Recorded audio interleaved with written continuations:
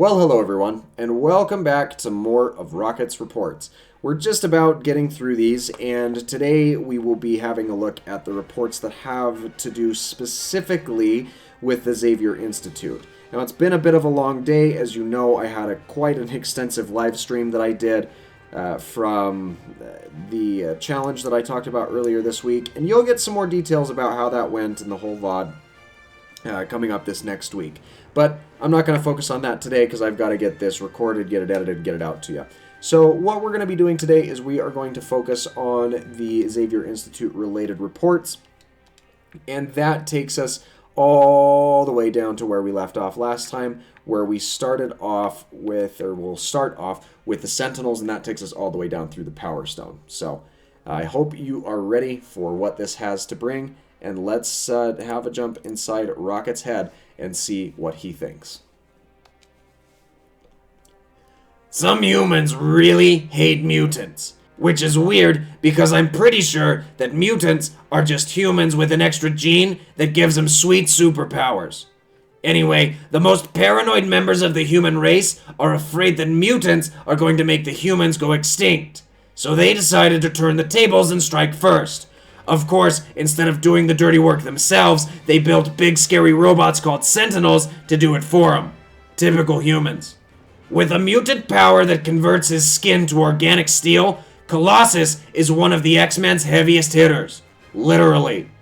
The guy can lift a truck without breaking a sweat, and take a hit from the Hulk without breaking a bone. That's about as tough as they come, at least on Earth.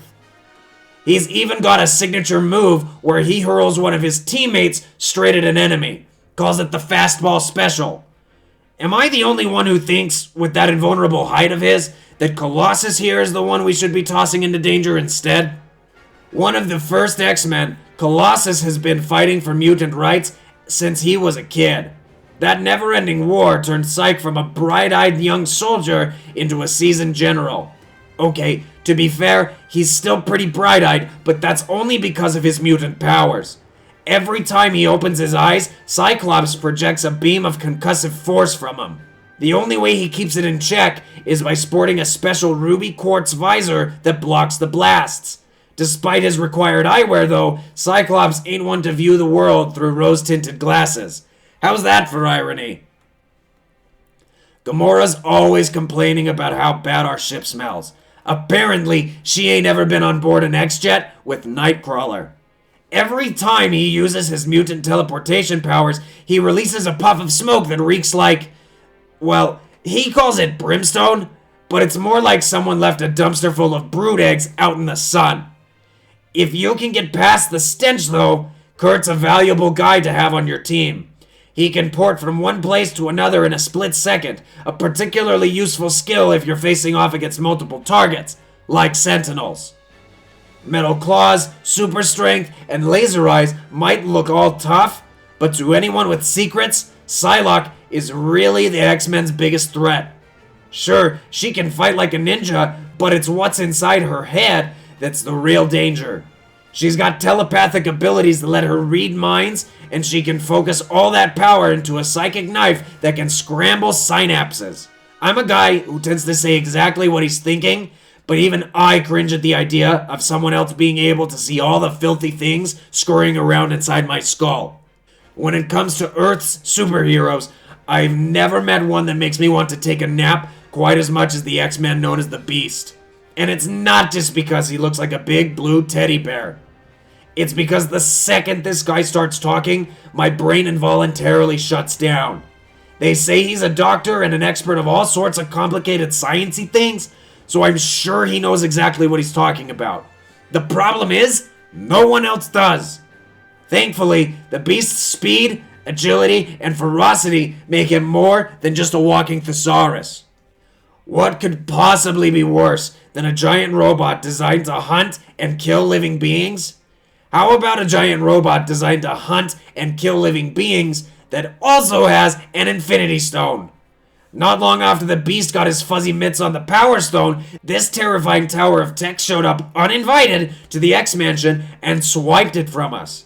The big guy integrated the stone into his systems, enhancing its arsenal exponentially and upgrading itself to a class far above its fellow Sentinels. We eventually managed to take it down, but not without a little help. Ever wanted to be someone else for a while? I haven't. I'm perfect just the way I am, but for the rest of you furless freaks, I can understand how taking a few steps in someone else's shoes might seem pretty enticing. Well, Mystique gets to live that dream every day. Her mutant shape-shifting power lets her be anyone she wants, anytime she wants. In fact, today alone, she disguised herself as Cyclops to lure us into a death trap, then pretended to be a member of the Black Order to help save the world. I think I preferred the latter. Most people assume that the Juggernaut is a mutant because he's always trying to knock the X-Men's mansion to the ground. That actually might have been more to do with the fact that he's the stepbrother of Charles Xavier, the X-Men's founder. As it turns out, Juggy was just a normal human who found a powerful gem. This one wasn't an Infinity Stone, though.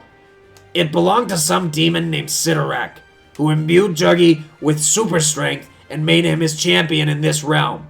Now, he's got more power than he realizes, but seems content to be a living bulldozer.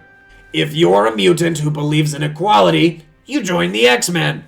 If you're a mutant who believes in superiority, you side with Magneto. He and his Brotherhood have been trying to dominate humanity since before the Beast had fur. After a few minutes listening to his monologue on mutant supremacy, you almost understand why humans built Sentinels in the first place. Of course, the fact that he can use his massive magnetic powers to rip those Sentinels into teeny scraps of metal in seconds makes you wonder if he might have been right about the whole superiority thing all along. I don't even know where to start with Deadpool. He's a mercenary with more guns, pouches, and one-liners than he could ever need for a single job, yet somehow he finds a way to use all of them simultaneously. He's willing to put himself and his allies in grave danger, but only for the sake of comedic timing. He's got a healing factor more powerful than Wolverine's, but he is so diseased that his face looks like undercooked ground beef. And for some reason, I can't decide if I hate him or want him to be my new best friend. Another member of the Black Order, Corvus Glaive is a master strategist and heck of a fighter who serves as Thanos' right hand. He also happens to be married to Proxima Midnight, the lady who attacked us back on Ronan's warship when this whole mess started. Corvus and Proxima tracked us all the way to Earth, attacking us at the Xavier Institute in order to steal back all the Infinity Stones we'd collected. Luckily, we were able to hop into another dimension before any of us ended up impaled on that blade at the end of his staff.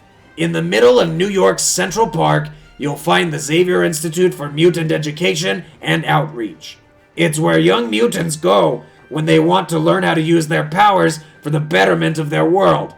It's also where they go if they want to squeeze into some spandex and take the battle for equality to the streets as one of the X-Men. The school has been relocated multiple times over the years, but it eventually ended up in the heart of the city, which saved all the mutant-hating villains the hassle of driving upstate.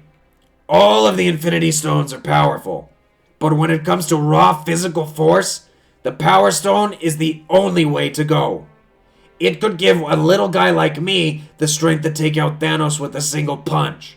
So when a stone like that falls into the hands of a Sentinel, it means that the damage it could normally inflict on mutant kind suddenly gets turned up to mass extinction. And in Magneto's hands, kiss humanity goodbye. All right, well, that is everything for Rocket's reports coming from the Xavier Institute and everything that was tethered to it. Thanks so much for watching. If you enjoyed, make sure that you leave a like, and don't forget to tell me what your favorite tidbit from today's sections was in the comments down below. Thanks so much for your time, and I hope that you have a fantastic rest of your day.